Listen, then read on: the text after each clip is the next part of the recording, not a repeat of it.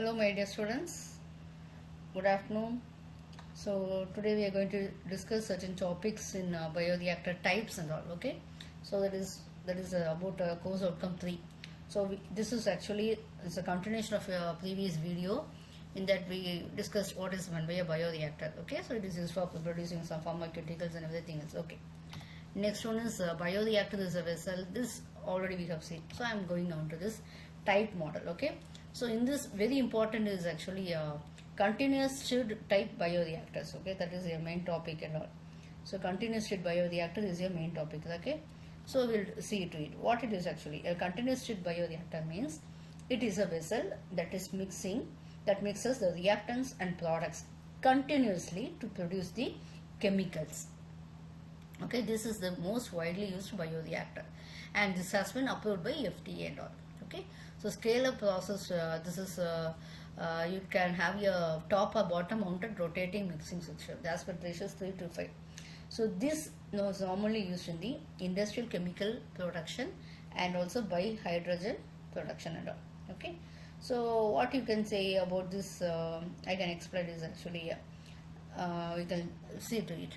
The contents of the vessel no longer vary with time. They will be the same. Okay, this applies to the whole of microorganisms and concentration and everything else. So steady state conditions will be applied by either chemostatic or turbostatic principles and all. Okay. So next one is this. Here we have impellers. Okay. So actually how it is working means the mixing will be done. So for that what we need actually, it is using an impeller. So the impeller, what it will be doing, it will be stirring the reactants on the products, and it is used for ensuring that they are evenly distributed throughout the systems and all. Okay, next what happens is the reactants will be introduced through the reactors and all. For that we will have inlet port. If you see the diagram, you can see that it will have some inlet ports and all, right?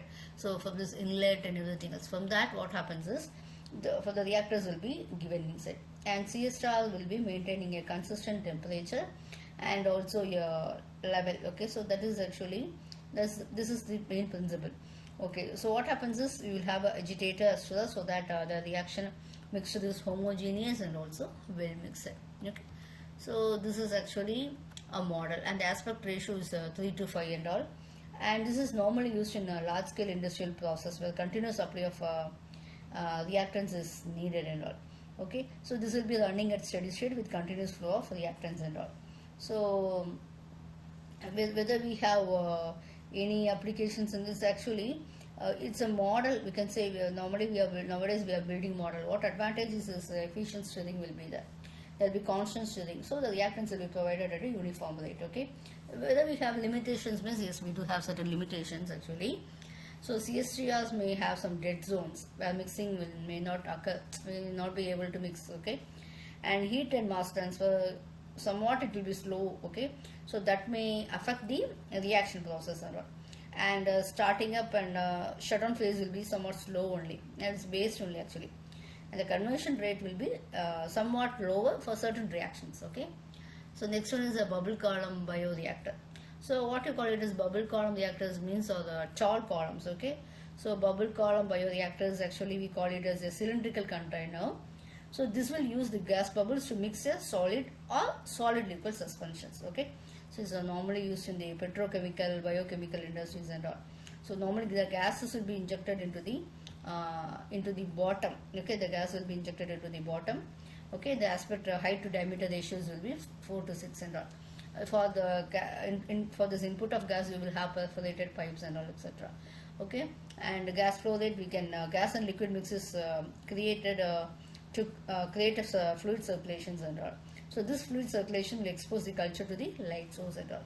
The mixing can be improved by replacing some perforated plates and all, and there's no draft tube here. It's actually very easy to maintain and all. Okay, so the flow rate will be of the gas will be influencing the performance and all.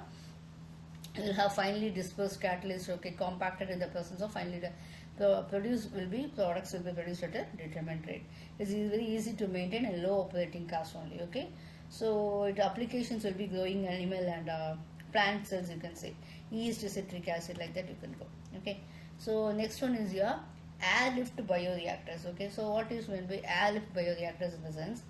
Airlift bioreactor is actually an alternative to mechanically agitated systems. Okay, so this will have less shear stress and all. Okay, there will be less heat generation also. So what is this fermenter means? Actually, it's a low pressure airlift fermenters. Okay, this will be similar to the bubble column reactors only, but here we do have a draft tube. Okay, it's actually an inner tube and all. So in that, with the help of this, the air transfer will be taking place. Okay, so next one is actually a batch reactor. This we are continuing as a batch reactor based on the process and all. So batch reactor means actually the materials will not be given will not be first and serve supplied. They will be given in batches. Okay, so a batch reactor can control the temperature, pressure, and volume and all. It's a small scale productions and all. And batch reactor is a generic term for a type of vessel used in the process industries and all. Okay, this has neither inflow nor outflow of reactants and all. While the reactions, there will be no outflow of inflow. It's an unsteady state operation. See, not like the continuous model. Here the composition may change with time and all. Okay, so they are used for used in liquid phase reactions and everything else, etc. And beverages and everything else. Okay, thank you.